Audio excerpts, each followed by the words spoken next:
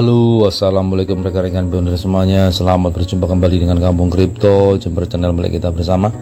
Hari ini seperti biasa kita bahas-bahas informasi yang bisa kita bahas hari ini rekan-rekan. Tapi seperti biasa juga sebelum kita membahas informasi hari ini, kita ucapkan syukur dulu kepada Yang Kuasa, dimana kita sudah diberikan nikmat dan rezeki. Semoga nanti sampai di fase terakhir, yaitu fase mana terbuka diluncurkan oleh core team. Amin. Dan langsung kita bahas-bahas informasi untuk hari ini rekan-rekan ya. Sebelum meluncurkan acara PIVOS, saya memperkirakan core team akan menggelar Pay Exchange. Nyatanya PIVOS berlangsung pada tanggal 6 hingga 11 Desember. Dan itu bukan suatu kebetulan, karena core team sudah mempersiapkan dan merencanakannya terlebih dahulu. Pada saat acara PIVOS diumumkan di GitHub Pi Network, core team menerapkan Pi Commerce di katalog aplikasi Pi. Menurut saya pribadi, selanjutnya mereka akan meluncurkan aplikasi Pi Commerce di Pi Browser. Aplikasi ini memungkinkan bisnis lokal di seluruh dunia untuk menerima integrasi Bitcoin sebagai alat pembayaran, mendaftarkan toko mereka di dalamnya.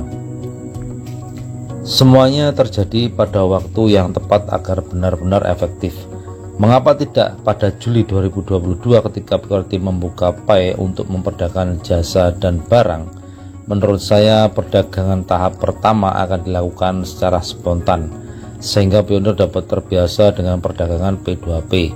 Setelah acara PIVOS, 155 negara menanggapi bayar dengan Pi yang menjadi dasar bagi mereka untuk menyempurnakan app Pi Commerce.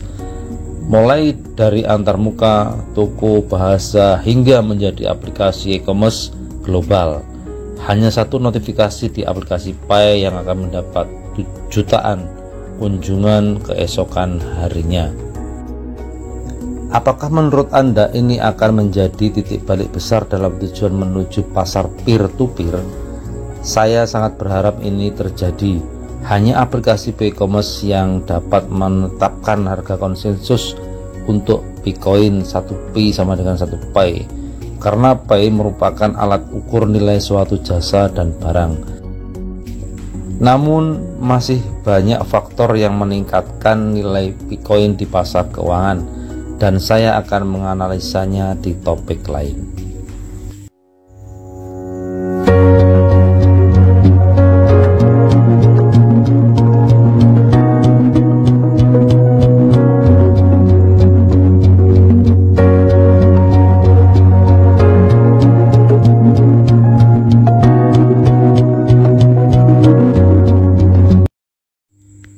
Untuk informasi ini kita boleh menganalisa atau mengartikan masing-masing pribadi pionir ya. Tapi yang jelas kalau menurut analisa saya pribadi, core team itu mempunyai kehebatan yang luar biasa dibandingkan dengan yang lain rekan-rekan ya. Yang pertama, koin Pi diciptakan bukan hanya untuk orang yang kaya atau orang yang berkelas, tapi diciptakan untuk semua golongan yang tidak berkelas atau yang tidak kaya rekan-rekan. Jadi di sini menyeluruh bahwa koin Pi itu nanti dipergunakan oleh semua orang dan semua kalangan, tidak membedakan itu orang yang kaya atau orang yang miskin, orang yang berkelas atau orang yang tidak berkelas, atau orang yang punya pengalaman di bidang cryptocurrency atau untuk orang yang tidak berpengalaman di bidang cryptocurrency. Ini yang perlu digarisbawahi rekan-rekan. Jelas di sini bahwasanya koin Pi diciptakan oleh core team untuk kita semuanya, orang-orang di seluruh dunia yang mau menambang dan yang mau mengikuti proses, di mana core team memberikan aturan-aturan yang harus kita ikuti dan harus kita jalankan rekan-rekan. Jadi semua instruksi yang diberikan oleh core team itu harus kita jalankan dan kita mengikuti alur arahnya rekan-rekan. Bukan hanya kita menonton dan hanya, kalau orang Jawa mengatakan gandol gusti ya, kalau cuma gandol gusti semua orang bisa, tapi kita harus mengikuti cara dan mengikuti aturan yang diberikan oleh core team dalam mengikuti proses perjalanan Pi Network menuju penetapan nilai dan open mainnet. Jadi kita berkontribusi di situ dengan apa yang kita mampu dan kita bisa, bukan hanya berdiam dan hanya menunggu dan menunggu. Jadi kita ikut andil dalam ekosistem jaringan Pi Network itu dengan jalan yang diberikan oleh Kortim atau arahan-arahan yang diberikan oleh Kortim. Itu yang perlu kita ikuti rekan-rekan ya. Jadi garis besarnya koin Pi ini diciptakan untuk semua kalangan, untuk semua golongan, baik itu bagi pengembang yang besar atau pedagang yang kecil. Jadi meskipun kita pedagang kecil punya produk, nanti kita bisa memanfaatkan atau menggunakan fasilitas koin Pi untuk bertransaksi di dalam perdagangan kecil kita atau produk kecil kita, ya, bukan hanya untuk pengembang yang besar atau platform yang besar sebagai alat pembayaran atau untuk transaksi, tapi transaksi bisa digunakan untuk pedagang kecil juga. Itu yang hebatnya dari koin Pi kan. Jadi mendasar sampai ke masyarakat paling bawah ya. Itu kehebatan dari koin Pi yang diciptakan Kortim, dan bentuk bahwa kehebatan dari Kortim, kebijaksanaan dan keadilan dari Kortim dilakukan itu diberikan kepada kita melalui koin Pi kan. Itu fasilitas atau sebagai alatnya ya, melalui alat koin Pi atau produk yang diciptakan oleh Kortim ini, nanti kita bisa merasakan manfaatnya dan kita bisa melakukan transaksi dimanapun kita bisa, baik peer to peer ke pedagang kecil atau ke platform yang besar. Kita bisa melakukan transaksi dengan menggunakan koin Pi asal kita punya koin Pi. Jadi seperti itu rekan-rekan ya, bahwasanya koin Pi diciptakan bukan hanya untuk orang yang kaya atau orang yang berkelas, tapi diciptakan untuk orang yang tidak kaya atau untuk orang yang tidak berkelas.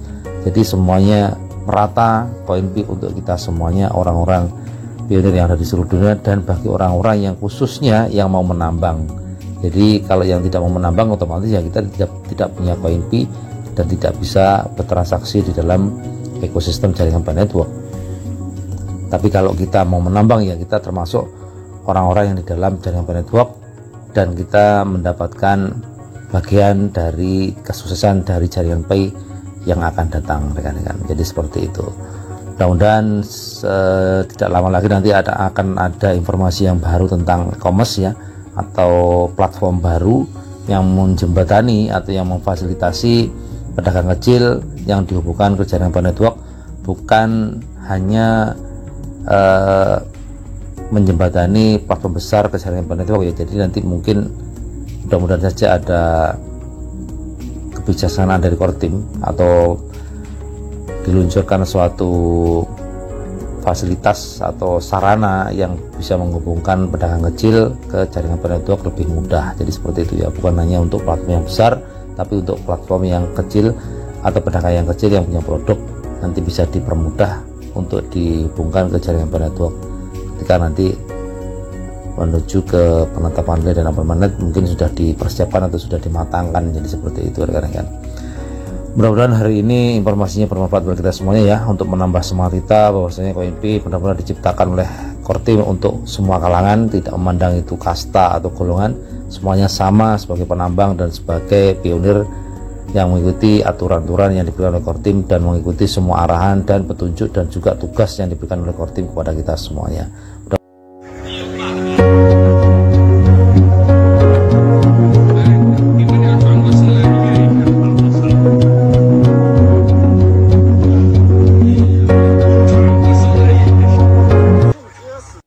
Mudah-mudahan informasi hari ini bermanfaat ya, dan menambah semangat buat kita semuanya. Bila ada salah kata saya mohon maaf, bila sesuai dengan rekan-rekan semuanya semoga menjadi manfaat. Terima kasih atas waktunya, dan sekali lagi saya ucapkan terima kasih. Wassalamualaikum warahmatullahi taala wabarakatuh.